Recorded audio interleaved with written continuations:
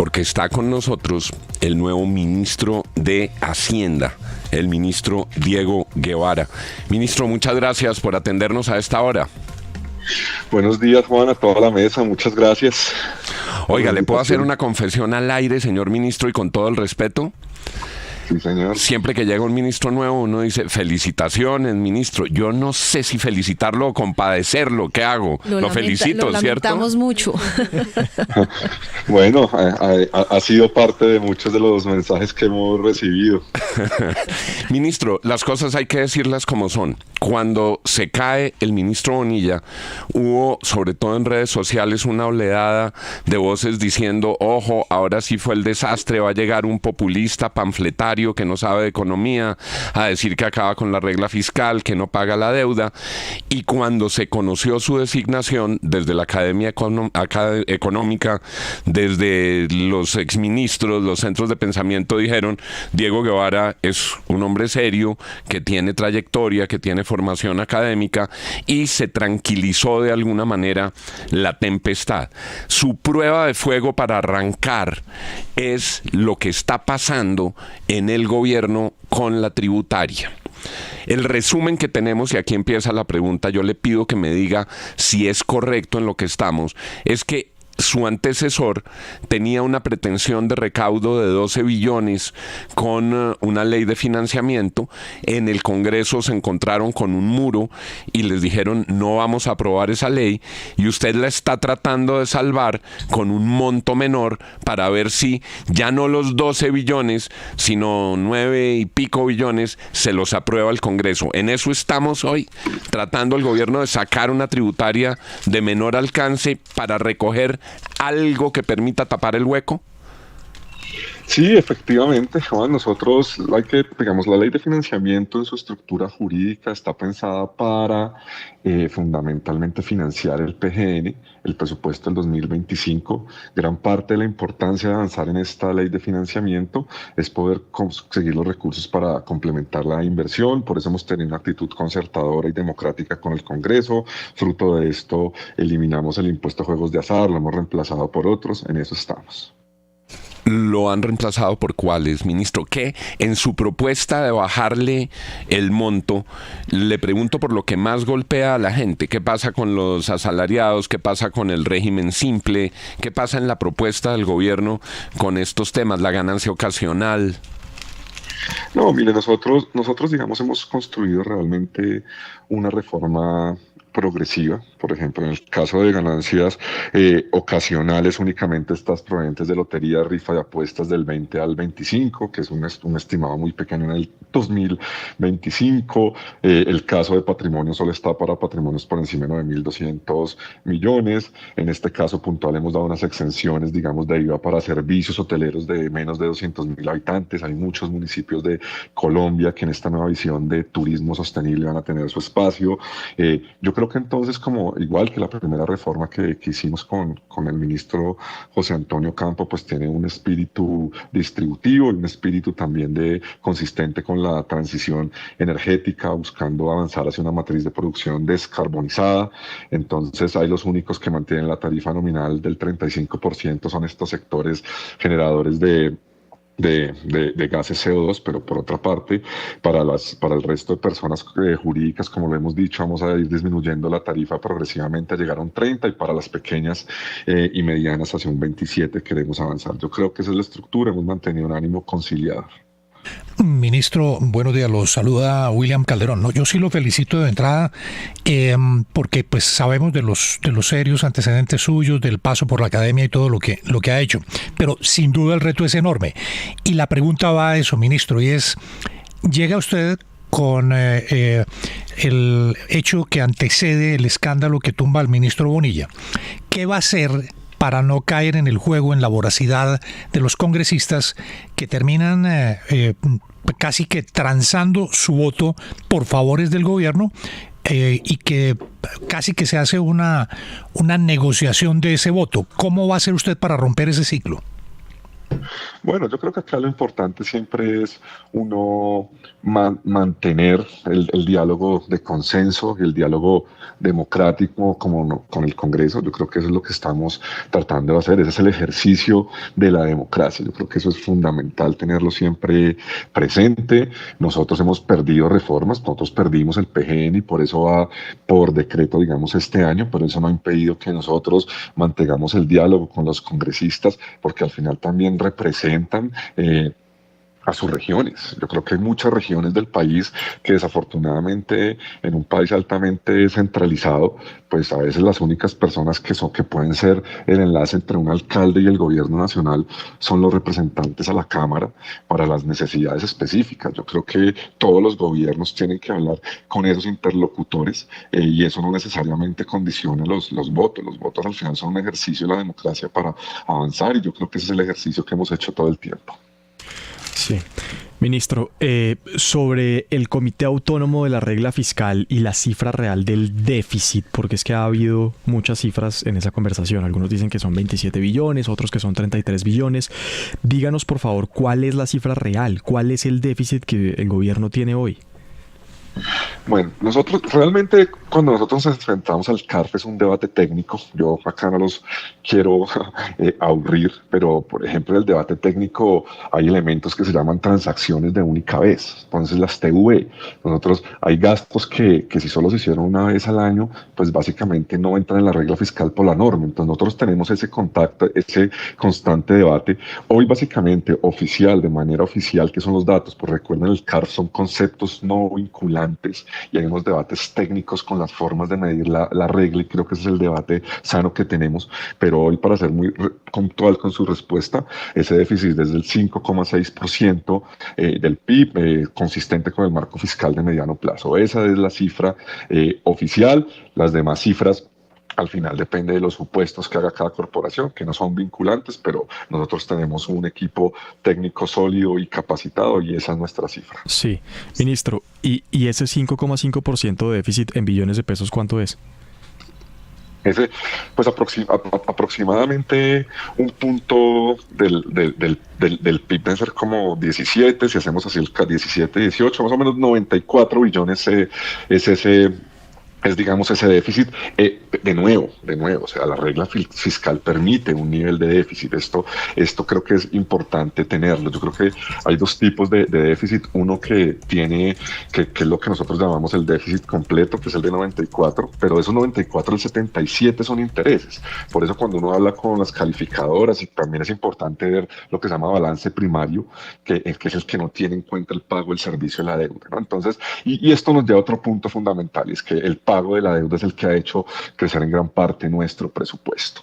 Nosotros somos herederos de un crédito del Fondo Monetario, somos herederos de un alto nivel de deuda, que hemos sido responsables, hemos hecho todo lo posible, y esto hay que aclararlo. Yo creo que acá no es que el presupuesto y las entidades hayamos multiplicado por 100 el número de funcionarios y entidades, no, el presupuesto ha crecido porque ha crecido el nivel de intereses y deuda, fruto de un camino estructural de la última década, fruto de que para el balance de las cuentas externas pasamos de 2014 de un nivel de deuda sobre PIB por debajo del 30% a tener hoy unos niveles que orbitan alrededor del 55, un poco más, un poco menos siguiendo el año. Entonces, esto es importante tenerlo muy presente. Entonces, yo creo que esto es clave tenerlo acá presente. Estamos al aire con el nuevo ministro de Hacienda, el doctor Diego Guevara. Estamos hablando de la reforma tributaria. ¿Qué puede venir para los colombianos en materia de nuevos impuestos? Nuestros oyentes nos están escribiendo al WhatsApp 311-856-52. Los leemos y les trasladamos sus preguntas al ministro Darcy. Ministro, buenos días. Pues yo me imagino que ustedes deben tener un plan B. ¿Cuál es ese plan B? Porque es muy posible que la reforma o la ley de financiamiento, nueva reforma tributaria, pues se hunda, no pase. Eso está dentro de las posibilidades. Hay grandes problemas y déficit, como usted nos acaba de decir. El gobierno no está pagando los subsidios, que es una parte importantísima para el funcionamiento del Estado. ¿Cuál es el plan B? ¿De dónde van a sacar la plata? El plan B también el recorte. Entonces, ¿cuál va a ser finalmente el recorte que no nos han contado los sectores que van a sufrir ese recorte y en qué magnitud?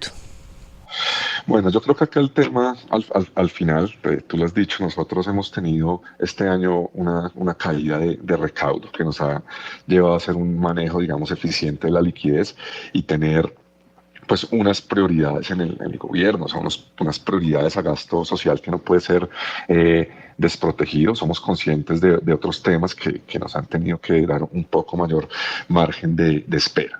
Pero pues al final yo prefiero esperar por cuánto nos sale la ley de financiamiento. En el caso que no lo tuviéramos, pues analizaremos ya con el señor presidente. Pero ministro, es decir, la estrategia. todas las expectativas de ustedes están dentro de la ley de financiamiento, es decir, que si no pasa, todo parece indicar que no va a pasar.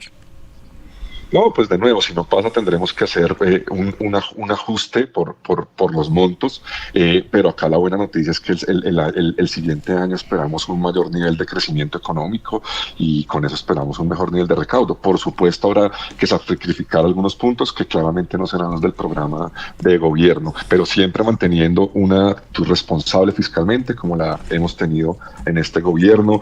Ustedes saben que acá nosotros hemos sido completamente responsables en subir el precio de la gasolina, en aumentar, en el pago, digamos, juicioso de la deuda y mantener un buen relacionamiento con las calificadoras, que es lo que hemos tenido todo el tiempo. Aquí hay que aclarar que en el 2021 ya se perdió el grado de inversión con 2 calificadoras y nosotros con la única que lo tenemos, lo hemos mantenido. Entonces acá yo creo que hay que hacer unas aclaraciones, digamos, bien importante. También hemos avanzado en un pacto por el crédito y un pacto por las exportaciones para reactivar la economía. En el frente fiscal, por supuesto, tendremos que revisar esa estrategia sin sacrificar las prioridades del gobierno. Nuestros oyentes preguntan, el WhatsApp es 311-800-5652. Ministro, ¿por qué no recortar la burocracia en vez de ponerles más impuestos a los colombianos? Bueno, yo creo que algo que es importante explicar a la gente y es que cerca del 90% del PGN es inflexible, es decir, salarios de fuerzas militares y pensiones, salarios de maestros, una estructura, digamos, de gasto que no es sencilla recortar. Más del 95% es completamente inflexible por ley, entonces esto requeriría una transformación de largo aliento, pero nosotros estamos completamente comprometidos con esa sostenibilidad, sin sacrificar las prioridades, digamos, de este gobierno y de los colombianos que han creído pues en este proyecto y con quienes hoy hay programas en los que se viene avanzando. Se está avanzando por primera vez en un programa de alimentación escolar para los niños que en vacaciones no se les proveía. Se ha llegado a muchos lugares de Colombia. Yo creo que también hay que ver el vaso medio vacío, pero también a la vez ser capaces de compensarlo con un escenario, digamos, de sostenibilidad, ¿no? O sea, al final, cuando uno mira pensiones, vigencias futuras, las transferencias al sistema general de participaciones como hoy está por ley. Por eso es que tenemos que ver este punto, digamos, con mucha lupa. Entonces yo creo que ese es el escenario que nosotros tenemos y bueno, darles un parte de tranquilidad. Yo los tengo que ya dejar un poco. Estaba haciendo hoy un poco esta ronda y me gusta ser bastante puntual con todos los medios, así que muchísimas gracias, ministro, por la invitación. Ministro, lo entendemos y le agradecemos mucho que haya estado con nosotros. Le hago una última pregunta y le trasladaremos las otras preguntas a su despacho que nos envían los oyentes. Se dice que el ministerio ha instruido para que no se presenten y no se radiquen las facturas de la nueva EPS porque no hay con qué pagarlas y hay un bloqueo de 5 meses en facturas de la salud de la nueva EPS. ¿Eso es cierto? ¿Cómo se van a pagar las facturas de la salud? No, nosotros no hemos dado ninguna instrucción a ninguna de las entidades del PGN. Lo que sí es cierto, y que no es un secreto, es que como hemos tenido una caída de recaudo, hemos tenido que hacer un manejo eficiente de la liquidez e ir priorizando los pagos básicos de madres comunitarias, de salarios del Estado, y creo que eso es parte como de la revisión y del manejo eficiente de la liquidez, pero no existe ninguna instrucción del ministerio, pero por otra parte hemos tenido que ir viendo ese manejo eficiente y es progresivamente en un flujo de caja como respondemos por nuestras obligaciones. 7:32. Ministro, gracias por estar con nosotros. Bueno, esperamos volverlo a tener pronto. Un saludo, Juan, a toda la mesa, a todos los oyentes de la FM, que tengan un buen día. Hasta luego. 7:32, muy difícil la situación que le toca enfrentar al ministro, porque hay claramente una molestia y se ve en los testimonios de los oyentes, y es lo que hemos preguntado, de un gobierno que vuelve con otra tributaria sin que se vean los esfuerzos de austeridad, los esfuerzos de recorte. Siempre es más fácil ir por el bolsillo de los ciudadanos y no recortar los gastos de funcionamiento del Estado. El ¿Saben problema... qué me aterra? Que Entonces, todo esté dependiendo de la ley de financiamiento. Y lo que a nosotros nos están diciendo es que la ley de financiamiento, como están las cosas, no pasa. No sé ellos cómo se están moviendo, o lo que estoy viendo es que esto es prácticamente un acto de vida o muerte para el Ministerio de Hacienda. O la pasan o no hay plan B. Le toca un acto de equilibrismo al ministro Guevara, Juan, porque es que de la esencia de este gobierno es tener un Estado fuerte, y eso vale mucha plata.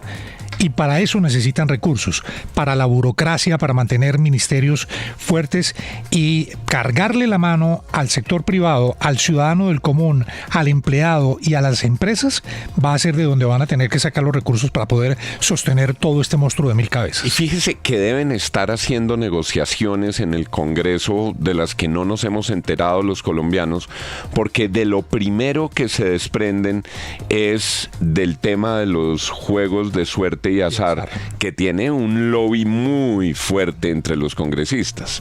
Digamos que tienen más por quien aboguen los juegos de suerte y azar en las comisiones económicas que los asalariados de Colombia. Ah, claro. Y sobre eso no se ha dicho. Empiezan a entregar piezas para decir, bueno, no me apruebe por 12, pero entonces aquí tengan, les doy esto, a ver si algún voto de algún congresista se salva porque esté abogando por los juegos de suerte de azar. O vengan aquí, les entrego esto, pero no se ve fácil el panorama. A mí me parece, don Juan, que también es muy aterradora la cifra, porque hasta ahora habíamos escuchado que el déficit, de acuerdo con el Comité de Regla Fiscal, era de 33 billones de pesos, y el ministro ha dicho acá que es el 5,5% del PIB, 94 billones de pesos. Y pues sí, como ustedes lo dicen, resulta que el gobierno Petro tiene en su intención de resolver estos problemas de déficit una reforma tributaria cada año. Yo creo, Darcy, y usted es la experta en política, que a esta hora están a como dé lugar tratando de voltear unos votos de la Comisión Tercera y la Comisión Cuarta del Senado. UNGRD otra vez.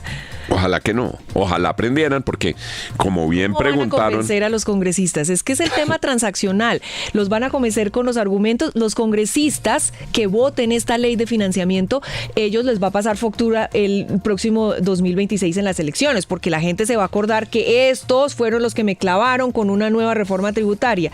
Esto les va a pasar factura. Entonces, tienen que tener un incentivo muy grande para tomar esa decisión de apoyar una ley de financiamiento en estos momentos, una nueva reforma tributaria que va contra pues el bolsillo de millones de colombianos, porque así no lo afecte a usted directamente como asalariado, pues afecta a la empresa o al sector en el que usted trabaja, o afecta en general. Es decir, esto es una baraja, es el chuchuchú, todos terminamos afectados. Fíjese que el ministro no dice nada del régimen simple, y son decenas de miles de humildes tenderos que se metieron en el régimen simple y ahora les quieren cambiar las reglas de juego.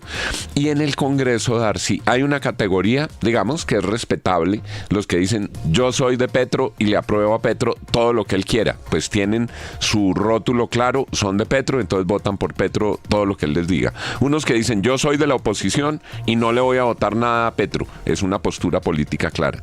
Lo que es horrible, pestilente, lo que ha incubado corrupción son los que se venden, los que se que al voltean. principio dicen que no para que el gobierno les ofrezca, y por eso los olmedos, y por eso los carrotanques, y por eso estas cosas pasan, sobre todo cuando la agenda económica está en discusión, porque la cuna de la corrupción en algunos episodios en Colombia han sido estas comisiones, porque es la llegada directa al ministro de Hacienda. Le dicen, sí, lo que ya hemos oído, se quedará sin cupo de endeudamiento a menos eso. que se deje ver por aquí. Entonces, la categoría más horrible, William, no son ni los opositores que a todo dicen que no, ni los arrodillados o los convencidos que a todo dicen que sí, sino los comprables y los vendibles. Esos están plenamente identificados, don Juan. Esta mañana en las cuentas que hacíamos de los votos que están ahí en el equilibrio,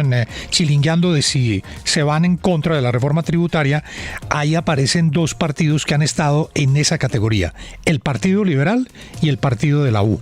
Esos congresistas son los que pueden determinar finalmente el futuro de la reforma tributaria. Pues han dicho que no se van a voltear, han dicho que van a seguir firmes. El gobierno está haciendo malabares de última hora para tratar de bajar un poco la cifra. A los partidos políticos que les han dado por la puerta de atrás representación en el gobierno Petro se las mantienen. Ahí están en los altos cargos los voceros de esos partidos. Vamos a ver qué pasa en estas horas y vamos a ver si logran avanzar en este camino. Lo cierto es que no se puede perder de vista que Bonilla está en las que está y Olmedo está en las que está y Sandra Ortiz está en las que está, en medio de unas negociaciones entre comisiones económicas y el gobierno nacional. 7:38.